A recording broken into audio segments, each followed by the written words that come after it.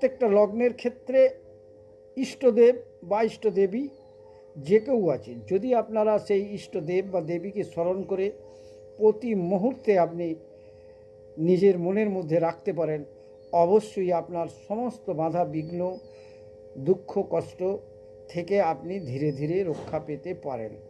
যেমন মেষলগ্নের ক্ষেত্রে সূর্যদেব আমাদের ইষ্টদেব, তো সবসময় নমঃ সূর্যায় নমঃ, বাড়ি থেকে বেরোবার আগে, যে কোনো শুভ কাজে হাত দেবার আগে, কর্মে যাবার আগে, কর্মে হাত লাগাবার আগে এই সমস্ত স্মরণগুলো যদি করতে পারেন, তাহলে দেখবেন এই ইষ্টদেব আপনার সহায়ক হবে।